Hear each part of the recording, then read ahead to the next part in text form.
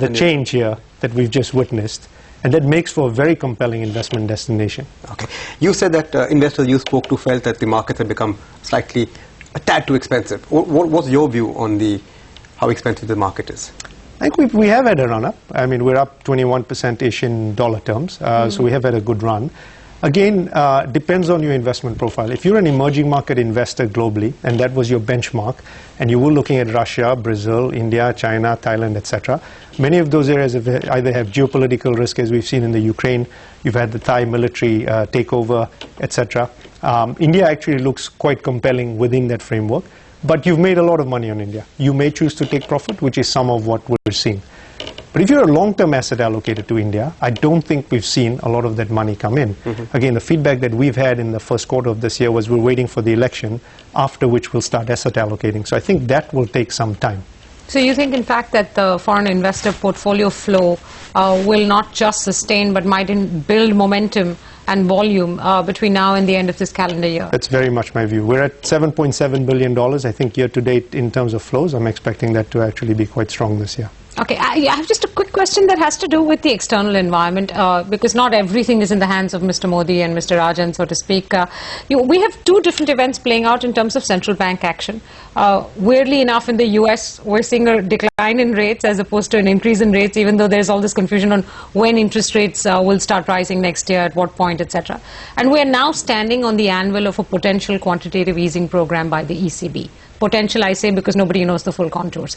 Will any of this in the external environment change how people look at India, the flows coming into India, whether India is too expensive or too cheap? There's no doubt that what you raised first, the first point around the US taper, is going to have an implication for emerging markets. We saw that last year, which is a result of the rupee. But that was the worst of it, wasn't it, Dixit? Absolutely. We've seen nothing compared to that, even though we're halfway through the taper by now. Absolutely. So what we saw is we saw the rupee depreciate, the South African rand depreciate, the Turkish lira. We saw all of that take place at that time. So emerging markets have been vulnerable to the taper. Interestingly, because our capital account has now reversed substantially at around $300 billion right now, and at 2%, I think that puts us in a very strong position. So let's presume rates do go up. Right now, the long bond in the US has gone down to a yield of around 2.5%, counterintuitively for many. But let's look at when rates actually do go up and actually the full impact of taper come in. Perversely, it might actually help maintain manufacturing competitiveness here in India and ensure that it puts a lid, so to speak, on appreciation of the rupee to some extent. Okay. Okay. ECB, quantitative easing, do you see that impacting flows positively into India in any fashion? Though, of course, it's very unclear on how their QE will work, right? I think of the ECB with respect to India as a second derivative, i.e., if it maintains European growth. Right. Then I think that's a positive vis-a-vis India. Yeah, okay, fair enough. All right. So both of these things could actually work out well for us, definitely will not have a big negative impact. To put it simply. If I can just come up to the run-up that we spoke about in the markets, I don't know if you speak sectors, but one of the big beneficiaries has been domestic cyclicals. Will cyclicals continue this, or would you still be overweighting cyclicals? So I would say it's very stock dependent around the space, but I would say if I looked at with higher GDP, which sectors were going to perform, I would say it would be banks primarily. If you look at bank earnings in a 5% GDP growth environment, bank ROEs are typically around 12 to 13%. In an 8% ROE environment, I think that goes up to 20 to 25%. Banks typically can grow, a good bank can grow at 2.5 times GDP growth plus maybe 5% market share growth. It doesn't take very long to actually form a very bullish picture around banks. And I think that will apply to PSU banks as well as to private sector banks. So I would say the bank sector, clearly infrastructure, clearly engineering would be a big beneficiary, as well as some parts of cyclicals. You don't answer stock-specific questions, so I'm not going to put anything to you. But I do want to know, when you say, industrials, when you say engineering, these are a wide variety of companies in India. Would you still stick with just the best-run ones? Or do you think that this is a rising tide that will lift all boats, so you'd probably take a little bit more risk on and go to the second tier, third tier kind of stocks as well? That's a great point. So the rising tide actually will float many boats. Yes. My guess is over the next 2 to 3 years. But I would divide within the infrastructure world, between those firms with operational leverage versus financial leverage. Okay. So the first set of companies that you mentioned are really in the operational leverage camp. The larger players, very robust, high beta to GDP. And then I would say where we have financial leverage, these are companies whose financial position has been impaired due to whether supply side blockages or last mile type issues in India. Once those start getting opened up, the capital markets hopefully will provide a better environment to undertake capital raises and for any asset sales that need to be done. So their dynamic will be very different from those with operational leverage. But the rising tide will float both. But when do you start taking that risk, right? Do you start waiting for the financial leverage problems to start unwinding for some of these companies, which can only happen 3 to 6 months from now when the underlying economy turns around, if you're expecting that turnaround that quickly? Or do you say this is the right time to heap on the risk in India?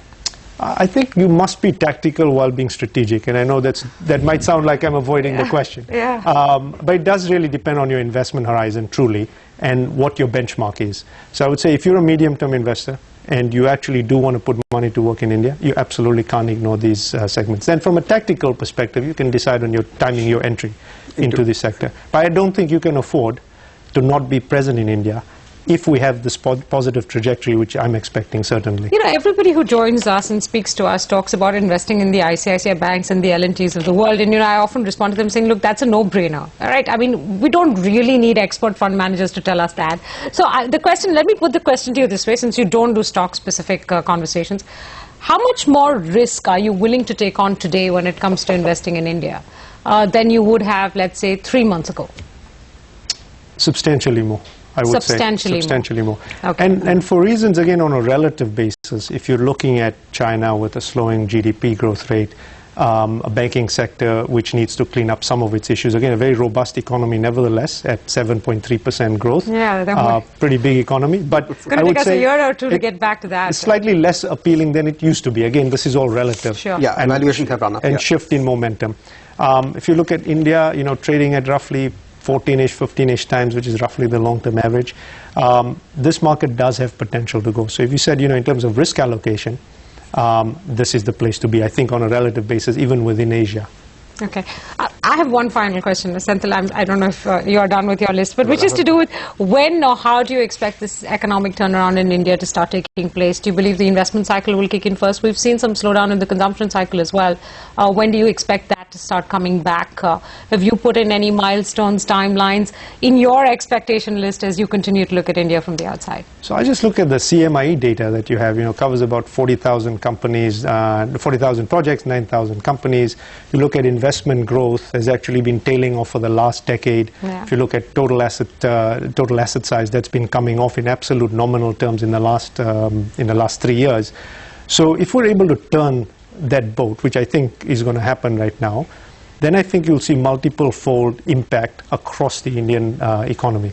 You know, when does it actually happen? Which is really That's a question. The question I'm putting to I think you, we're beginning to. I think we're beginning to see that now with all of the measures that are being implemented. So I think wait for the budget. I think once the budget's done, I think you quite possibly will see a lot of tactical measures which will come through. But what's clear is that this administration will address the structural issues, and I suspect has the ability to see them through over the long run. How much of a spoiler can the rupee play? Strengthening of the rupee.